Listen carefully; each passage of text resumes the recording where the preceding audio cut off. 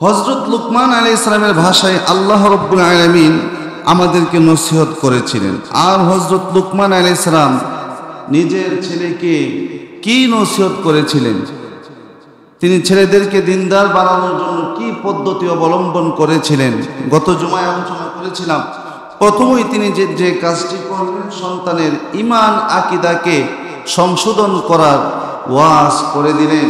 তিনি সন্তানকে বললেন, হে আমার সন্তান, লা তুশরিক বিল্লাহ, তুমি আল্লাহ তাআলার সাথে অংশীদার সাব্যস্ত করো না। আল্লাহ তাআলার সাথে প্রকাশ্য শিরিক, গোপন শিরিক, কোনো প্রকার শিরিকই তুমি স্থাপন করো না। এরপর সন্তানকে নসিহত করলেন যে তুমি গুনাহকে তুচ্ছ মনে করো না। কাকে তুচ্ছ মনে করো না? আমরা অনেক সময় গুনাহকে ছোট মনে করি, হালকা মনে করি, যে একটা গুনাহ হয়ে গেছে, কি হইল? লুকমান আলাইহিস সালাম ছেলেকে বলছেন যে গুনাহকে, দুনিয়ার কোনো কাজকেই তুমি ছোট্ট মনে করো না। আল্লাহ রাব্বুল আলামিন তার পবিত্র কুরআনুল কারীমের ভিতরে এভাবে বলেন, ইয়া বুনাইয়া ইন্নাহা ইন তাকু মিসকালা হাববাতিন মিন খারদালিন ফাতাকুন ফি সখরাতিন আও ফিস সামাওয়াতি আও ফিল আরদি ইয়াতি বিহাল্লাহ ইন্নাল্লাহা লাতীফুন খাবীর। আমার মুসলমান ভাইরা, হযরত লুকমান আলাইহিস সালাম নিজের সন্তানকে বলেছিলেন, হে প্রিয় বৎস, দুনিয়ার কোনো কিছুকে তুমি ছোট মনে করো না, তুচ্ছ মনে করো না। দুনিয়ার কোনো কিছু যদি মিসকালা হাববাতিন মিন খারদালিন, সরিষা দানা পরিমাণও হয়ে থাকে, সেটি যদি কোনো নেক আমল হয় কিংবা বদ আমল হয়, যদি কোনো সওয়াবের বিষয় হয়ে থাকে, গুনাহের বিষয় হয়ে থাকে, আও ফি ফাতাকুন ফি সখরাতিন, আর কোনো পাথরের ভিতরেও যদি থেকে থাকে, আও ফিস সামাওয়াতি, আসমানেও যদি থেকে থাকে, মাটির নিচেও যদি থেকে থাকে, ওই জিনিসটা ছোট হোক কিংবা বড় হোক, নেক হোক কিংবা বদ হোক, আল্লাহ রাব্বুল আলামিন কাল কিয়ামতের ময়দানে, হাসরের ময়দানে তোমাদের সামনে উপস্থিত করে দিবে। সুবহানাল্লাহ বলবেন না? এর কারণ কি? কারণ হলো ইন্নাল্লাহা লাতীফুন খাবীর। তুমি মনে করছো দুনিয়াতে কোনো ছোট কিছু হয়তো আমি ছাড়া আর কেউ জানে না। এত ছোট বিষয়, তুচ্ছ বিষয়কে আল্লাহ পাক জানেন। আল্লাহ পাক বলেন, বান্দারা রে, তোমরা জেনে রাখো, নিশ্চয় আল্লাহ তাআলা লাতীফুন, সূক্ষ্মদর্শী, খবীরুন, সব কিছু সম্পর্কে খবর রাখে। সুবহানাল্লাহ। লুকমান আলাইহিস সালাম বলছেন, কোন কাজকে ছোট মনে করা যাবে না, নেকিকেও ছোট মনে করা যাবে না, আর গুনাহকেও ছোট মনে করা যাবে না। আজকে তুমি যদি কোনো আমলকে ছোট মনে করতে থাকো, কোনো গুনাহকে ছোট ভেবে করতেই থাকো, তাহলে এটা এক সময় বড় গুনাহে পরিণত হয়ে যাবে। আমার ভাইয়ের, আল্লাহ পাক বলেন, তোমাদের যে কোনো কাজ ফি সখরা, তাফসীরের কিতাবে এসেছে যে সখরাতুন অর্থ হলো পাহাড়, কেউ কেউ বলেছেন শিলা, আবার কেউ কেউ বলেছেন পাথর। ওই পাথর, যে পাথরের ভিতরে দরজা জানালা নাই, ওই পাথরের ভিতরে যদি কেউ ওই ছোট্ট কাজটি করে, সেটিকে কে উপস্থিত করে আনবেন? আল্লাহ পাক উপস্থিত করে আনবেন। তোমরা মনে করছো যে দুনিয়াতে তোমরা যা কিছু করছো, জুলুম, নির্যাতন, মানুষকে অত্যাচার করা, এগুলোর কোনো হিসাব হবে না। না, সব কিছুরই হিসেব আমি আল্লাহ পাক কাল কিয়ামতের ময়দানে নিব। তিনি সূরা আম্বিয়ার 47 নম্বর আয়াতের ভিতরে বলেন, وَنَضَعُ الْمَوَازِينَ الْقِسْطَ لِيَوْمِ الْقِيَامَةِ فَلَا تُظْلَمُ نَفْسٌ شَيْئًا। আল্লাহ রাব্বুল আলামিন বলেন, কাল কিয়ামতের ময়দানে ইনসাফের পাল্লা, ন্যায়দারি পাল্লা আমি আল্লাহ তাআলা কায়েম করে দিব। সেদিন কোনো মানুষের উপর বিন্দু পরিমাণও জুলুম করা হবে না।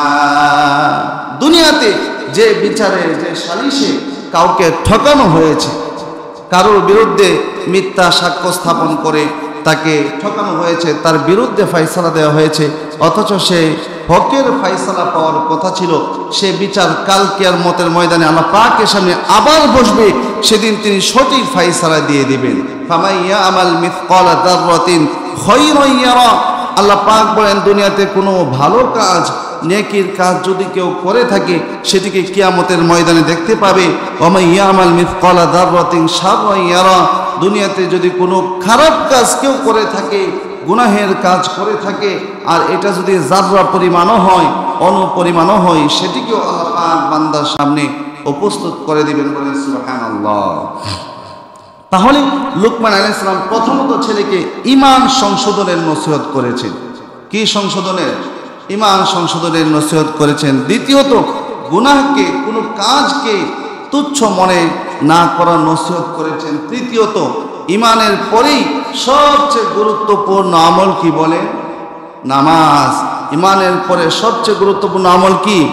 নামাজ। তিনি ছেলেকে নামাজের কথা বলেছেন। আমরা কয়জন বাবা আছি, ছেলে অসুস্থ হয়ে গেলে দ্রুত তার জন্য আমরা আপনার এই ঔষধ নিয়ে আসি, ডাক্তার দেখাই, টাকার প্রয়োজন হলে টাকা দেই, তাকে কতভাবে আমরা খুশি রাখার চেষ্টা করি, কিন্তু তাকে কি আমরা নামাজের কথা বলি?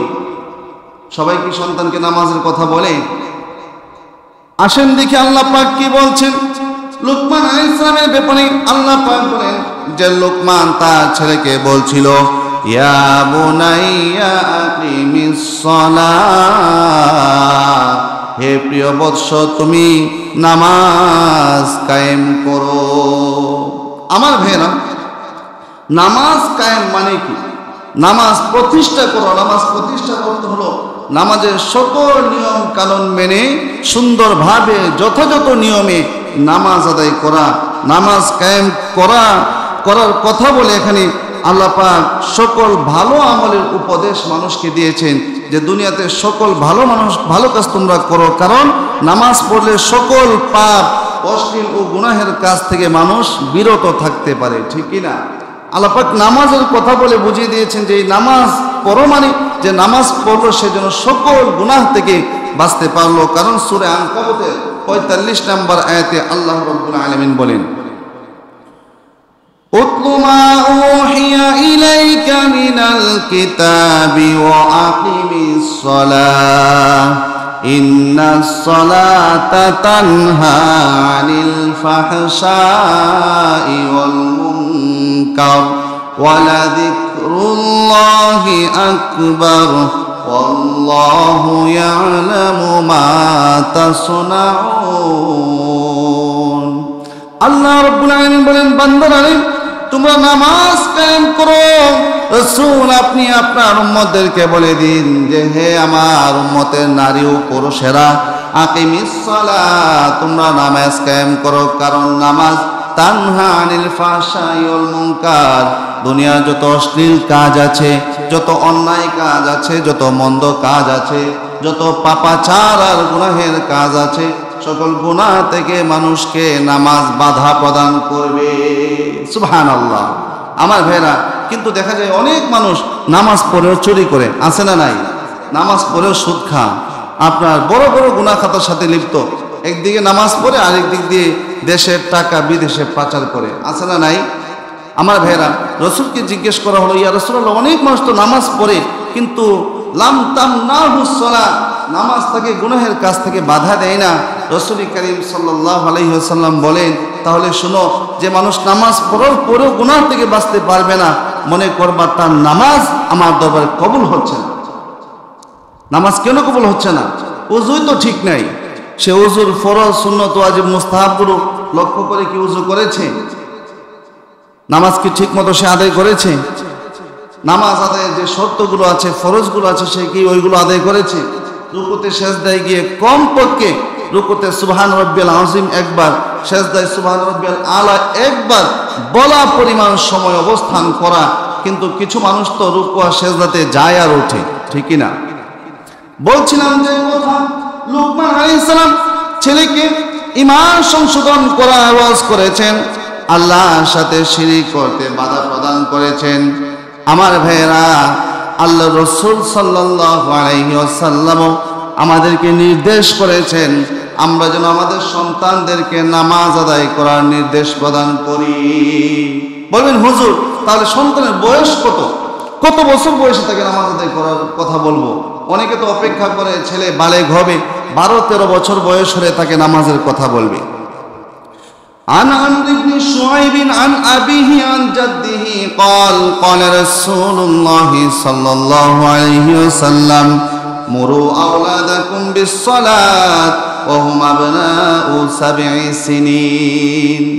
আল্লাহ নবী বিশ্বনবী আকায়ে নামদার তাজেদারে মদিনা আহমদ মুস্তাফা জনাবে মুহাম্মদুর রাসূলুল্লাহ সাল্লাল্লাহু আলাইহি ওয়াসাল্লাম বলেন, হে আমার মায়ার উম্মতের পুরুষ ও নারীরা, তোমরা শোনো, মুরু আওলাদাকুম বিসসালাহ, তোমরা তোমাদের সন্তানদেরকে নামাজের হুকুম করো, নামাজের আদেশ করো। ওহুম আবনাউ 7 সিনিন, তাদের বয়স যখন 7 হবে। কত বছর বয়সে ছেলে মেয়েকে নামাজের আদেশ করতে হবে? বলুন, কত বছর বয়সে? 7 বছর হলেই নামাজের আদেশ করবা, আর 5-6 বছর থাকতে মসজিদে তাদেরকে আনা নেওয়া করবা। রাসূল করিম সাল্লাল্লাহু আলাইহি ওয়াসাল্লাম ইরশাদ করেন, 7 বছর বয়সে নামাজের হুকুম করবা, যেন সে নামাজ পড়তে পড়তে অভ্যস্ত হয়ে যায়। কিন্তু 7 বছর বয়সে তারা নামাজের হুকুম করার পর নামাজ আদায় করলো, এরপরে 10 বছর যখন হয়ে গেল নামাজ আর পড়ে না, রাসূল করিম সাল্লাল্লাহু আলাইহি ওয়াসাল্লাম বলেন, ওয়াদরিবুহুম আলাইহা ওয়া হুম আবনাউ 10 সিনিন, আর তোমাদের সন্তানদের বয়স যখন 10 বছর হয়ে যায়, তখন তারা যদি নামাজ না পড়ে তাদেরকে হালকা প্রহার করো। 10 বছর বয়স নামাজ পড়ে না, তাকে হালকা মারধর করা যাবে, হালকা আর কি, বেশি মারা যাবে না। আমার ভাইরা বলবেন যে হুজুর, সাবালক হলে বালেগ হলে নামাজ ফরজ হয়, তাহলে 10 বছর বয়সে তো একটা ছেলে বালেগ হয় না, যদিও মেয়েরা অনেক সময় বালেগ হয়ে যায়, বালেগা হয়ে যায়, তাহলে ছেলেদেরকে মারার কথা কেন বললো? কারণ আপনি যদি আপনার সন্তানকে 10 বছর বয়সে নামাজি বানাতে না পারেন, সে বড় হয়ে 13-14 বছর বয়স হয়ে গেলে আর আপনার কথা শুনবে না, এই জন্য তাকে 7 বছর বয়সে নামাজের হুকুম দিতে হবে, আর 10 বছর বয়সে তাকে নামাজ না পড়লে হালকা মারতে হবে। আমার ভাইয়েরা, অন্যান্য রাষ্ট্রে নবীর আমলেও বাচ্চাদের বয়স 4-5 বছর হইলে তাদেরকে মসজিদে নিয়ে আসতো, কিন্তু এখনের যুগে মা বাবারা বাচ্চাদের বয়স 5-6 বছর হলে মসজিদে আনে না। এর একটা কারণ আছে, যদি বাচ্চা মসজিদে এসে আওয়াজ করে, দুষ্টামি করে, নামাজের পরে কয়েকজন একেবারে চোখ মুখ লাল করে তাকায়, বলে, কে রে, বতাই টতাই নিয়ে মসজিদে আসছে, বলেন কি বলে না? রাগ করে এই ভয়ে সন্তানকে নিয়ে নামাজে আসে না। 5 বছরের একটা বাচ্চা তো প্রস্রাব করে না, মসজিদে এসে কি প্রস্রাব করে দিবে? ছোট মানুষ প্রস্রাব করবে না, তারা তো মসজিদে আসবে, খেলাধুলা করবে। এটা তো আপনার ইসলামের নিদর্শন, ইসলামের সৌন্দর্য, যে বাচ্চারা মসজিদে আসবে, খেলাধুলা করবে। তারা যদি আপনি যদি তাদেরকে মসজিদে না আনেন, তাহলে তারা সিনেমাতে চলে যাবে, চাষ চলে টিভির ঘরে গিয়ে তারা টিভি দেখবে, ঠিক কিনা? আমার মুসলমান ভাইয়েরা, রাসূল করিম সাল্লাল্লাহু আলাইহি ওয়াসাল্লাম মসজিদে নববীতে নামাজ আদায় করছেন, জামাতে সাহাবীদেরকে নিয়ে নামাজ পড়াচ্ছিলেন। হঠাৎ করে কোনো এক রাকাতের সেজদায় রাসূল করিম সাল্লাল্লাহু আলাইহি ওয়াসাল্লাম সেজদা থেকে উঠছেন না। সাহাবীরা চিন্তায় পড়ে গেল, অনেকে চিন্তা করে রাসূলের কি ইন্তেকাল হয়ে গেল, আবার অনেকে চিন্তা করে রাসূল যে সেজদা থেকে উঠছে না, নাকি রাসূলের উপর ওহী নাজিল শুরু হয়ে গেল। আপনারা কি করতেন? যদি 1 মিনিট ইমাম সাহেব মসজিদে নামাজ থেকে মাথা না উঠাইতেন, আপনি আগে উঠে ফেলতেন, ঠিক না? উঠে তাকায় দেখতেন যে ইমাম সাহেবের কি অবস্থা। আমার মুসলমান ভাইয়েরা, নবী করিম সাল্লাল্লাহু আলাইহি ওয়াসাল্লাম জামাত পড়ালেন, সাহাবীদের দিকে ফিরে বসলেন, কেউ কোনো প্রশ্ন করছে না। এক সাহাবী জিজ্ঞেস করলেন, ইয়া রাসূলুল্লাহ, আজকে নামাজের সেজদা তো একটু বেশি লম্বা হয়ে গেছে, এর কারণ কি? কোনো ওহী নাজিল হয়েছে কিনা জানতে চাই। রাসূল করিম সাল্লাল্লাহু আলাইহি ওয়াসাল্লাম বলেন, সাহাবীরা, আমি যখন সেজদাতে গেলাম, আমার নাতি হুসাইন আমার কাঁধের উপর উঠলো, আমার ঘাড়ের উপর বসে খেলা করছে। আমি রাসূল চাচ্ছিলাম না তাকে ঘাট থেকে নামায় দিই, সে কিছুক্ষণ খেলা করুক, এরপরে তাকে আমি কাঁধ থেকে নামিয়ে দিব। সে কিছুক্ষণ খেলা করেছে, এরপরে আমি তাকে, সে যখন আপনা আপনি চলে গেছে, এরপরে আমি এই সেজদা থেকে মাথা উঠালাম। সুবহানাল্লাহ। আমার ভাইরা, সাহাবা ইকরামগণ কত সুন্দর বিষয়টা মেনে নিয়েছেন, এটাই তো ইসলামের সৌন্দর্য। আপনাদের এলাকায় ইমাম সাহেব যদি সেজদাতে যায় আর দেখেন যে গাড়ের উপর ইমাম সাহেবের ছেলে উঠে বসে রয়েছে, এই কারণে সেজদা দেরি হয়েছে, আর এই নামাজের পর চিল্লাচিল্লি শুরু হবে যে ইমাম সাহেব আপনি আপনার গাঁটটি পোস্কানি এখান থেকে বাইর হন, ঠিক কিনা? ইমাম সাহেব নিয়োগ দেওয়ার সময় যে গুরুত্ব দেয়, 10 এলাকার থেকে আলেম আনে যে তারা ইন্টারভিউর মাধ্যমে ইমাম সাহেবকে মসজিদে নিয়োগ দিবে। আমার ভাইয়েরা, ইন্টারভিউর মাধ্যমে ইমামকে কি করে মসজিদে নিয়োগ দেয়, এরপরে অনেক যাচাই বাছাইয়ের পরে, আর বের করার সময় 1 মিনিটও লাগে না, ঠিকই না? তো একবার এক জায়গায় ইমাম সাহেব ইন্টারভিউ দিতে গেছে, যাওয়ার পরে কমিটির সভাপতি সাহেব জিজ্ঞাসা করতেছে, হুজুর আপনি তো আসছেন ইন্টারভিউ দিতে, আমরা বসছি ইন্টারভিউ নিতে, বলেন তো কিয়ামতের আলামত কি? ইমাম সাহেব বললেন যে কিয়ামতের একটা গুরুত্বপূর্ণ আলামত হলো মূর্খ ব্যক্তি জ্ঞানীকে প্রশ্ন করবে। মূর্খ ব্যক্তি কাকে প্রশ্ন করবে? কারণ মসজিদের সভাপতি সাহেব তিনি কি অশিক্ষিত ছিলেন, ইমাম সাহেবকে কি জিজ্ঞাসা করছেন? কিয়ামতের আলামতের ব্যাপারে। তাহলে এই আলামত এই মসজিদের কমিটির সাথে মিলে গেছে। আমার মুসলমান ভাইয়েরা, বলছিলাম যে কথা, নামাজের মধ্যে মসজিদের মধ্যে আমরা সহনশীল হইতাম। বাচ্চারা আসবে, দৌড়দৌড়ি করবে, খেলাধুলা করবে, এটাই তো সৌন্দর্য। এক মনীষী বলেছিলেন যে মসজিদের পিছনে, কাতারের পিছনে যদি বাচ্চাদের আওয়াজ শোনা না যায়, মনে করবা উম্মতে মুসলিমা ধ্বংসের দিকে চলে যাচ্ছে। এই জন্য আমরা বাচ্চাদেরকে নামাজি বানাবো, তাদেরকে মসজিদের দিকে আনবো, নামাজের আদেশ দিব। রাজি আছেন ইনশাআল্লাহ? আর 4 নম্বর উপদেশ লুকমান আলাইহিস সালাম ছেলেকে করেছিলেন, ওয়া'মুর বিল মারুফি ওয়ানহা আনিল মুনকার। আমার ভাইরা, লুকমান আলাইহিস সালাম ছেলেকে প্রথমত ঈমান সংশোধনের ওয়াজ করেছেন, দ্বিতীয়ত গুনাহকে তুচ্ছ মনে না করে ওয়াজ করেছেন, তৃতীয়ত ছেলেকে আমল সংশোধনের, আমলের প্রতি ছেলেকে উৎসাহিত করেছেন, আর চতুর্থত তিনি ছেলেকে সামাজিকতা শিক্ষা দিয়েছেন। সুবহানাল্লাহ। আমার ভাইরা, ছেলেকে এমন ভাবে সামাজিকতা শিক্ষা দিচ্ছেন, এমন সুন্দর করে উপদেশ দিচ্ছেন। আল্লাহ পাক বলেন যে লুকমান ছেলেকে বলছে, ছেলে ওয়া'মুর বিল মারুফ ওয়ানহা আনিল মুনকার, তুমি দুনিয়াতে মানুষকে সৎ কাজের আদেশ করো, নেক কাজের আদেশ করো, আর গুনাহের কাজ থেকে মানুষকে বাধা প্রদান করো। সন্তানকে নেক কাজের আদেশ করো, নেক আমলের আদেশ করো, সৎ কাজের আদেশ করো, গুনাহের কাজ থেকে বাধা প্রদান করো। আমার ভাইয়ের, আমরা যদিও মানুষকে নেকের আদেশ করি কিন্তু গুনাহ থেকে বাধা দিতে পারি না, এটা আমাদের ঈমানের দুর্বলতা। আপনার সামনে আমার সামনে গুনাহ হচ্ছে কিন্তু আমরা বলতে পারছি না। আন আবি সাঈদ আল খুদরি রাদিয়াল্লাহু তাআলা আনহু قال, আবু সাঈদ খুদরি রাদিয়াল্লাহু তাআলা থেকে বর্ণিত, রাসূল করিম সাল্লাল্লাহু আলাইহি ওয়াসাল্লাম বলেন, মান রাআ মিনকুম মুনকারান ফালিয়ুগাইয়িরহু বিয়াদিহি, তোমাদের সামনে যদি কেউ অশ্লীল কাজ দেখে, অন্যায় কাজ দেখে, তার যদি ক্ষমতা থাকে সে যেন হাত দ্বারা বাধা প্রদান করে। ফাইন লাম ইস্তাতি' ফাবিলিসানিহি, হাত দ্বারা বাধা প্রদান করলে তার সমস্যা হবে। ফাবিকলবিহি ফাবিলিসানিহি, তাহলে সে জবান দ্বারা প্রতিবাদ করবে, জবান দ্বারা প্রতিবাদ করলে অসুবিধা হবে। তাহলে ফালিয়ুগাইয়িরহু বিয়াদিহি ওয়া ইন লাম ইস্তাতি' ফাবিলিসানিহি ওয়া ইন লাম ইস্তাতি' ফাবিকলবিহি, অন্তর দ্বারা ওই গুনাহের কাজটাকে বন্ধ করে দেওয়ার পরিকল্পনা করবে। এর কারণ হলো আল্লাহ রাব্বুল আলামিন পবিত্র কোরআনুল কারীমের ভিতরে বলেন, কুনতুম খায়রা উম্মাতিন উখরিজাত লিন-নাস তা'মুরুনা বিল মা'রুফি ওয়া তানহাউনা আনিল মুনকার ওয়া তু'মিনুনা বিল্লাহ। আল্লাহ রাব্বুল আলামিন বলেন, হে মুহাম্মদের উম্মতেরা শোনো, কুনতুম খায়রা উম্মাতিন, তোমরা হলে শ্রেষ্ঠ উম্মত। তোমরা যেহেতু শ্রেষ্ঠ উম্মত, তাহলে তোমাদেরকে উখরিজাত লিন-নাস, আমি আল্লাহ তাআলা মানুষের মঙ্গলের জন্য, কল্যাণের জন্য সৃষ্টি করেছি। তোমাদেরকে আমি মানুষের মঙ্গলের জন্য সৃষ্টি করেছি।